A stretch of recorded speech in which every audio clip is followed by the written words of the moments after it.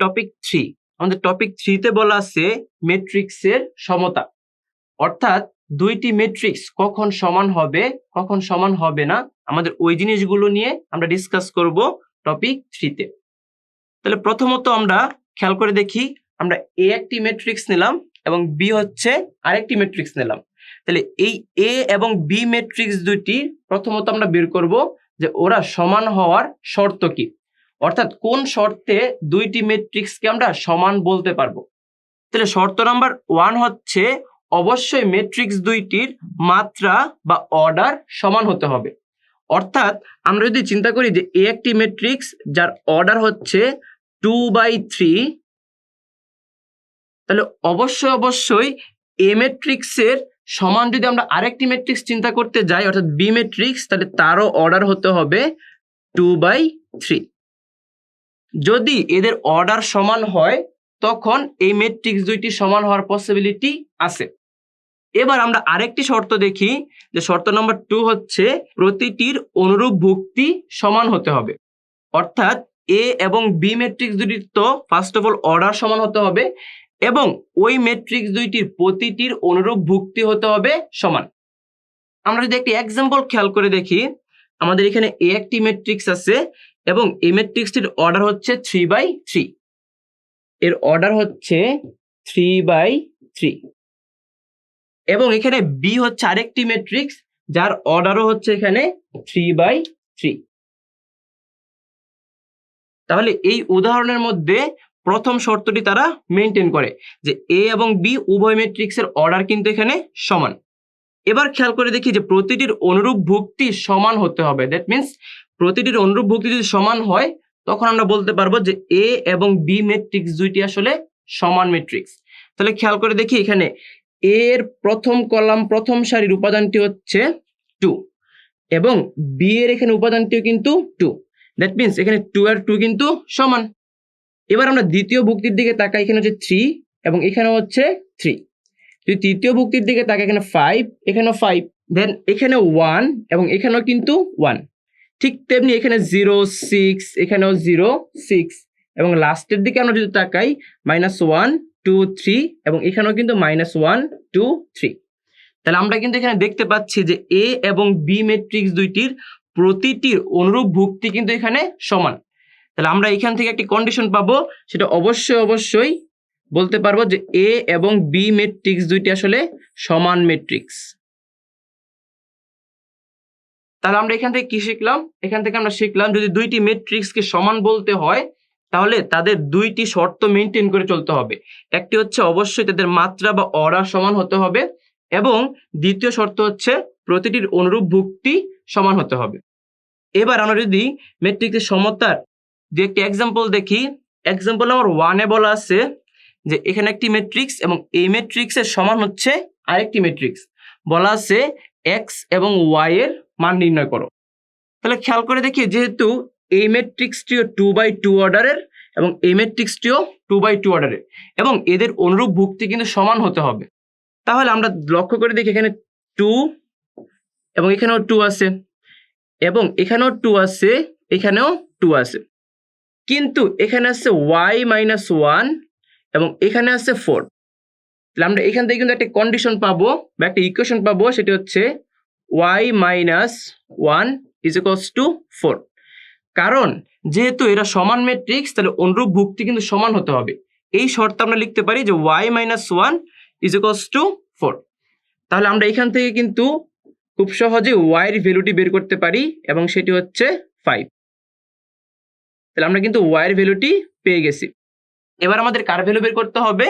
x এর value বের করতে হবে। তাহলে x এর ভ্যালু বের করার জন্য আমরা যদি এখান থেকে আরেকটি ইকুয়েশন বের করি, সেটি হচ্ছে -x সমান অবশ্যই 3 + y হতে হবে। তার মানে আমরা লিখতে পারি -x = 3 + y। তাহলে এখান থেকে আমরা যদি x এর মান ক্যালকুলেশন করতে চাই, আমরা এখানে y এর ভ্যালু বসিয়ে দিব 5। তাহলে এখান থেকে আমরা লিখতে পারি -x = 3 + 5, দ্যাট মিন্স 8। তাহলে আমরা যদি এখান থেকে x এর ভ্যালু ক্যালকুলেশন করি তাহলে x এর ভ্যালু আসবে -8। অর্থাৎ এক্স এর ভ্যালু হচ্ছে -8 এবং ওয়াই এর ভ্যালু হচ্ছে 5 এবং এটি হচ্ছে এক্সাম্পল নাম্বার 1 এর আনসার। এবার আমরা যদি আরেকটি এক্সাম্পল দেখি, খেয়াল করে দেখি এখানে এ একটি ম্যাট্রিক্স দেয়া আছে, সেটি হচ্ছে 2x2 অর্ডারের ম্যাট্রিক্স এবং বি আরেকটি ম্যাট্রিক্স দেয়া আছে, সেটি হচ্ছে 2x2 অর্ডারের ম্যাট্রিক্স এবং এখানে বলা আছে যে এ সমান বি, অর্থাৎ এ এবং বি ম্যাট্রিক্স দুইটি সমান। এই শর্ত আরোপ করে আমাদের এ বি এক্স এবং ওয়াই এর মান নির্ণয় করতে হবে। তাহলে এবার আমরা আগের মতোই কি করব, যেহেতু ম্যাট্রিক্স দুইটি সমান অর্থাৎ এ সমান বি, তাহলে এদের অনুরূপ ভুক্তিগুলো কিন্তু সমান হতে হবে। তাহলে প্রথমত এখানে আছে এক্স প্লাস ওয়াই আর এখানে হচ্ছে 7, তাহলে আমরা এখান থেকে লিখতে পারি X plus Y is equals to 7। একে আমরা 1 নং সমীকরণ দিতে পারি এবং তার নিচে হচ্ছে এক্স মাইনাস ওয়াই এবং এক্স মাইনাস ওয়াই সমান আমরা 3 লিখতে পারি। তাহলে এখান থেকে আমরা লিখতে পারি X minus Y is equals to 3 এবং একে আমরা 2 নং ইকুয়েশন দিতে পারি। খেয়াল করে দেখি এখান থেকে 1 নং এবং 2 নং ইকুয়েশন থেকে কিন্তু আমরা এক্স এবং ওয়াই এর ভ্যালু খুব সহজে ক্যালকুলেশন করতে পারবো। অর্থাৎ আমরা যদি এখানে 1 আর 2 কে যোগ করে দেই, অর্থাৎ 1 প্লাস 2 যোগ করে, তখন এখান থেকে যোগ করলে আসবে 2x, এখান থেকে প্লাস ওয়াই এবং minus Y cancel out is equals to 7 plus 3 that means 10। তাহলে এখান থেকে x এর ভ্যালু আমরা খুব সহজে ক্যালকুলেশন করতে পারবো, সেটি হচ্ছে 5। তাহলে আমরা কিন্তু একটি ভ্যালু পেয়ে গেছি এবং সেটি হচ্ছে x এর value, x is equals two 5। এবার আমরা যদি 1 নং থেকে 2 নং বিয়োগ করে দেই, তাহলে কিন্তু আমরা খুব সহজে y এর ভ্যালুটিও এখান থেকে পেয়ে যাব। তাহলে আমরা 1 নং বিয়োগ 2 নং থেকে পাই, যদি 1 নং থেকে 2 নং বিয়োগ করি তাহলে এখানে x এবং x ক্যান্সেল আউট হয়ে যাবে, দেন y থেকে মাইনাস ওয়াই বিয়োগ করলে আসবে 2y ইজ ইকুয়ালস টু 7 থেকে 3 বিয়োগ করলে আসবে 4। দ্যাট মিনস এখান থেকে আমরা লিখতে পারি y ইজ ইকুয়ালস টু 2। অর্থাৎ আমরা x এর ভ্যালু এবং y এর ভ্যালু কিন্তু এই দুইটা ইকুয়েশন থেকে পেয়ে গেছি। এবার আমাদের বাকি রইল কি, আমাদের বাকি রইল a এবং b এর মান ক্যালকুলেশন করা। তাহলে a আর b এর মান ক্যালকুলেশন করার জন্য আমাদের আরো দুইটি ইকুয়েশন লাগবে। তাহলে খেয়াল করে দেখি এখানে বলা আছে 6 এবং তার অনুরূপ ভুক্তি হচ্ছে এখানে a প্লাস b। তাহলে আমরা এখান থেকে আরেকটি ইকুয়েশন বের করতে পারি, সেটি হচ্ছে a plus b is equals two 6 এবং যাকে আমরা 3 নং ইকুয়েশন দিতে পারি। ঠিক তেমনি ভাবে এখানে আছে 9, তার অনুরূপ ভুক্তি হচ্ছে এখানে ab। তাহলে আমরা এখান থেকে বলতে পারি যে ab এর ভ্যালু হচ্ছে 9 এর সমান হতে হবে এবং যাকে আমরা 4 নং ইকুয়েশন দিয়ে ডিনোট করতেছি। এবার এখান থেকে আমাদের কিন্তু a এবং b এর মান ক্যালকুলেশন করতে হবে। তাহলে a এবং b এর মান ক্যালকুলেশন করার জন্য আমরা একটা কাজ করতে পারি, আমরা 3 নং সমীকরণকে একটু মডিফাই করতে পারি। 3 নং সমীকরণ থেকে আমরা যদি a অথবা b এর মান বের করে 4 নং সমীকরণে বসিয়ে দেই, তাহলে খুব সহজেই কিন্তু আমরা একটি ভ্যালু পেয়ে যাব।